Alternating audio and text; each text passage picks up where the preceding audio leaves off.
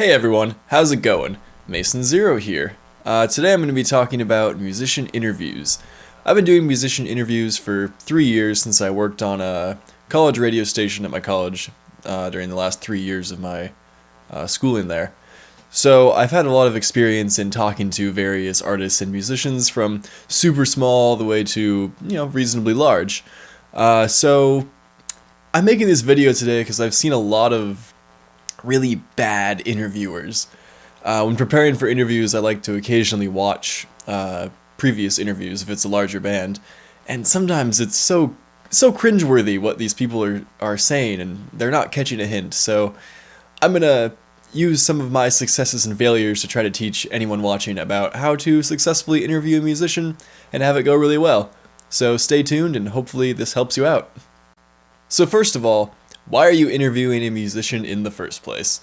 Well, for one thing, it's really cool if it's someone that you like. It's a great opportunity to talk to someone that you might look up to, either musically or personally.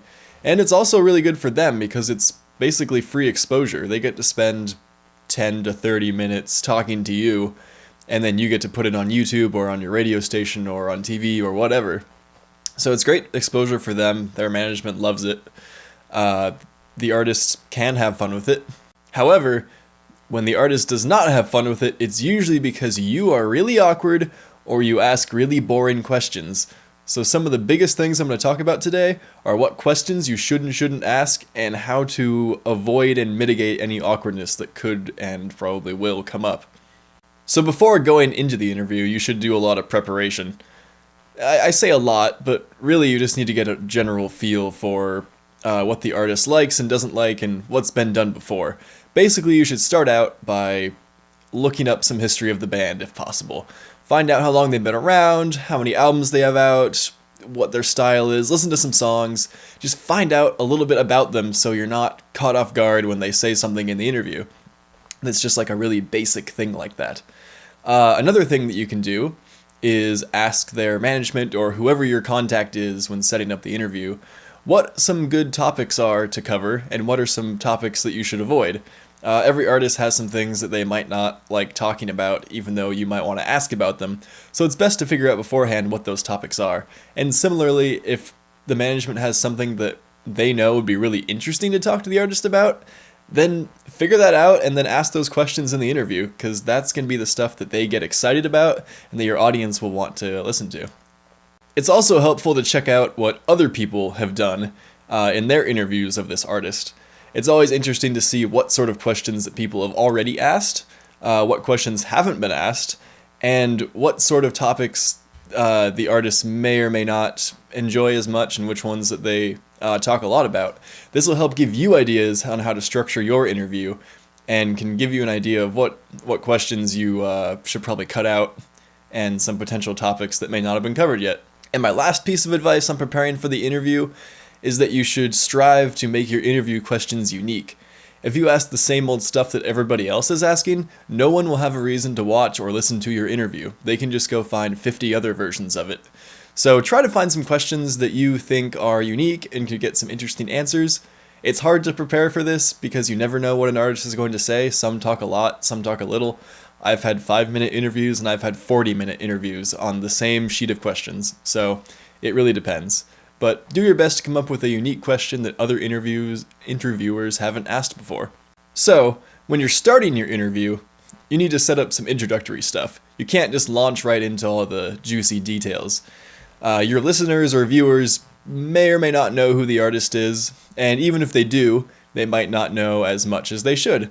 So start out by asking them really basic questions. What's your name? Describe your band. Introduce the people in your band. What kind of music do you play? What are your influences? What's some of your history? Where are you from? That kind of stuff. But don't dwell on it. Ask these questions, get some short answers, and move on. They've probably answered these questions in every single interview, and these questions are not for them, and they're usually not for you if you did your research. They're for your viewers. They're for your audience. They're the only ones that really need to know that information because they may not know beforehand, and it's good to set that up in the interview. But do not dwell on these unless they end up going into something interesting, which is not very likely. So now I'm going to talk about a few example questions that I've had good experiences with. The first one is, if you could collaborate with any musician, dead or alive, who would you pick? This is always something that makes people think a lot, because it's not something they've usually thought about before. And I've had a huge variety of answers, from ones that aren't very surprising to ones that are extremely surprising. I've had folk musicians say that they would work with Bob Marley, and like just stuff like that. Like, it can create some really interesting answers and can really reveal a side of the musician that most interviewers might not be able to bring out. And I think that it's a really unique question to ask and can put in a funny or interesting twist into your interview. I also like to ask artists what their favorite show they've ever played is, or what their favorite venue is. This sometimes makes them think. Sometimes they know it right off the top of their head. But it's really interesting to see different artists, what their favorite places are. Some people are in love with England, some people are in love with Los Angeles, some people have a very specific venue that they had some good experiences in. It's a really good talking point, and it can really get the artist talking about a really good time that they had. And that's what you want to talk about. You want to talk about interesting and enjoyable times. It's also interesting to find out what these musicians listen to. I mean, they're musicians themselves, they had to get their influence from somewhere, and they don't just live in a vacuum where their music is the only music that exists. In addition to asking about their influences, it's also cool to ask what sort of contemporary artists they're listening to. Now, you can do it as simply as just asking, what contemporary artists do you listen to or enjoy or respect, or think are doing good work in your scene? But it's also interesting to ask, what do you listen to when you're on the road, traveling between shows? Or one of my personal favorites, to follow up with that, is what sort of musical guilty pleasures do you have? This is always pretty funny, although generally I end up getting the same answers like Taylor Swift, Katy Perry, Britney Spears, from people that, don't make music anywhere close to that. But it can still be pretty funny, and they seem to enjoy it quite a bit. The musicians always seem to get a good laugh out of admitting to their guilty pleasures, but occasionally I've had this backfire and say, I do get honest answers, but they sometimes say, well, I don't think that any music is a guilty pleasure because it's still music. And this is a valid answer and certainly reveals a lot about what the musician thinks about the nature of music, but it's always interesting to see what they listen to that might be a little bit surprising. And if you don't want to use the word guilty pleasure because you're afraid of that reaction, you can always say what's something that you listen to that might be unexpected given the music that you make. Another question that I like to ask that usually gets some unique responses is, what do you do outside of music? We have this image of musicians that is so small and narrow that they just go in the studio, record an album, and they tour, and music is their life. And in some cases, it is. But these people have friends, families, hobbies, and other things they enjoy. So ask them what they like to do. And if they say that all they do is music, then ask them some of the things that they do on the road to have fun. Ask them what their favorite foods and movies are. Like, try to get that question going. There's ways to adapt to it that, if they use that kind of cop-out answer of, oh, music is the only thing I do. Or ask them what they did before music. What jobs they worked before becoming a full-time musician. There's various ways you can spin this question. A couple interesting things to ask, usually a smaller band, is what is your dream tour and what is your dream record label? A lot of the bands I've interviewed aren't signed to a record label, so it's interesting to see what record labels they kind of aspire to be signed to, whether it's a small one that's known for curating local independent bands and doing a really good job, or like bigger labels that they dream of being on. And it's the same with tours. It also kind of goes along with what their favorite bands are and what their influences are. Usually the answer will be some combination of those. But it's interesting to see who they think they would mesh well with and who their heroes are. You can also ask what their big break was. This is harder with smaller bands, but generally every band thinks that they've had a defining moment so far in their career. And a good question is to find out when this was. What show or album release or person finding out about them was the big turning point in their career that really, really changed things and accelerated their growth. I also like to ask about what kind of gear they use. It might be a surprise, but musicians are huge nerds. Definitely huge nerds when it comes to their equipment. They all are very attached to whatever they play, whether it's a brand or even a specific item. So when I ask this, people talk about their instruments, they talk about their amps, they talk about their microphones. I don't think I've ever had anyone talk about their cables or their picks, but it can happen. So this is always fun because you can see that passion in their eyes that it's like that they care about the music, but the equipment they have, they're really attached to. It's like an extension of themselves. It's like a race car driver driving a race car. It just feels like another appendage almost.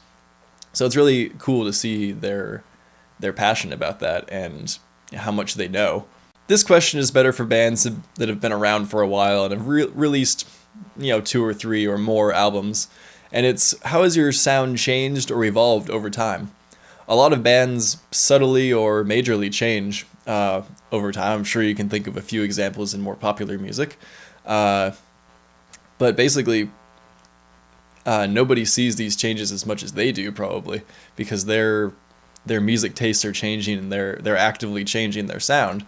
So it's cool to hear from their perspective how they've changed and what sort of influences brought about that change. And it always gets some engaging answers that I think the fans are really interested in, especially since there always seems to be such a huge debate of when bands release a new album and it sounds a little bit different. People always say, oh, go back to the old style, or they're like, yeah, this new style is great, change is good. So it's cool to hear the band's perspective on that and find out, why did they change? Why did they choose to make this decision? Whenever a band has an interesting name, I always like to find out, where did that name come from? So I ask them, where did your name come from? And sometimes I get a pretty interesting story. Not all the time. Sometimes it's boring. Sometimes it's like, oh, the name sounded cool and then it stuck. But other times there's a really cool story behind it that is really worth knowing and might not be something that was asked in other interviews. And if the band name is like a solo artist or, it's a whole band that goes by somebody's name, usually the singers, I like to ask, okay, so you chose your name as the band name, but have you thought about other band names? I always seem to get folk artists saying that they would call themselves like Army of Darkness. I've literally gotten that twice. I'm not sure why that's a trend. But either way, it's interesting to see what artists have thought about when it comes to their name. Some have put a lot of thought into it, and some haven't.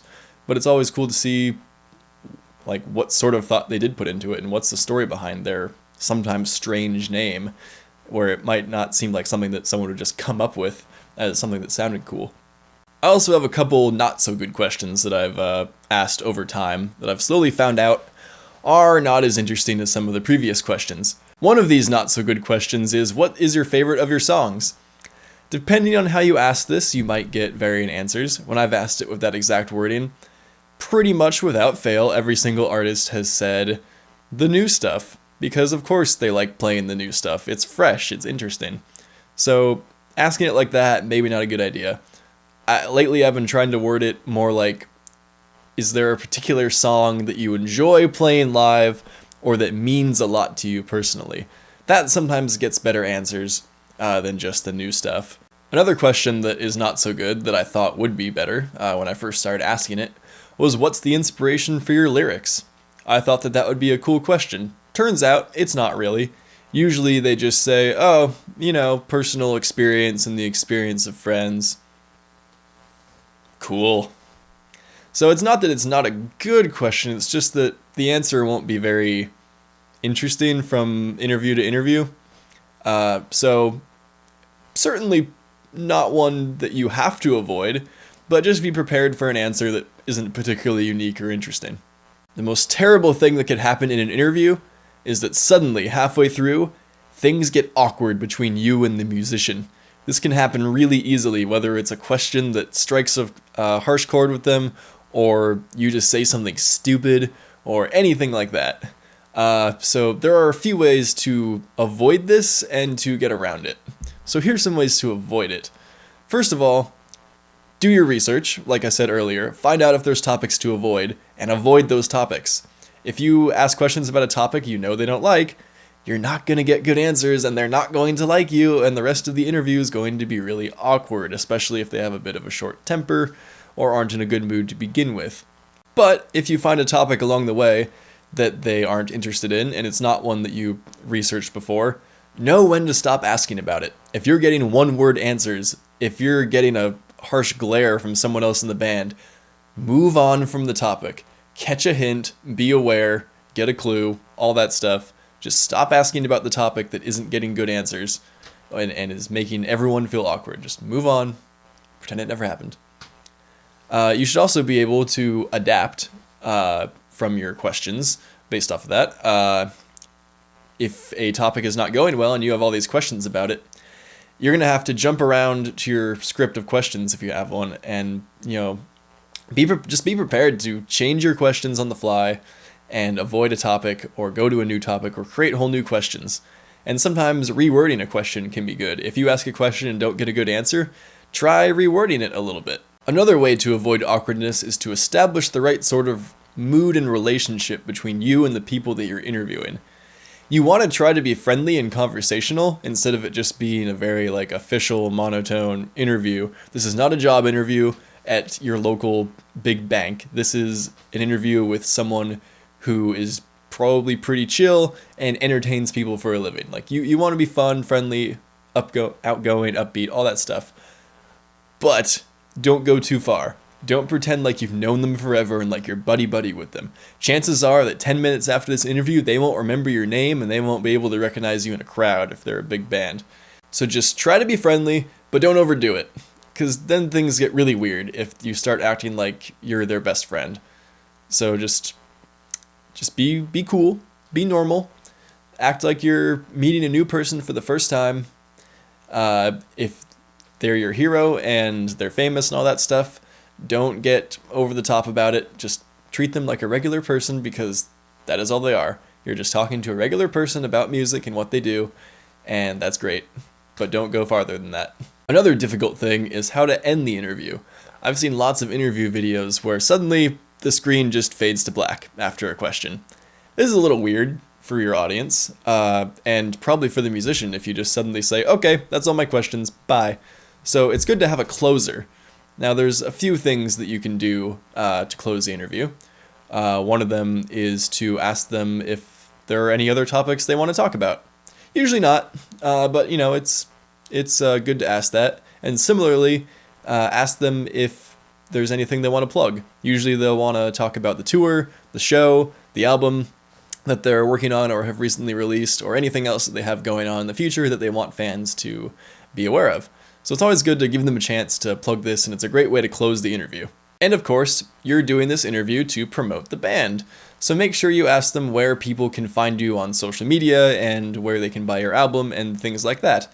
It's great to share what this band is doing and make people aware of what's going on. So thank you for tuning in and viewing my video today. Hopefully this helps you in your future interviews. If you're someone who interviews musicians relatively frequently, feel free to leave a comment down below and let me know what questions you ask. What questions have gone well and what questions haven't, and who are the coolest musicians that you've interviewed. For me, it's definitely been Doyle Wolfgang von Frankenstein. He was the coolest one. Former guitarist of the Misfits.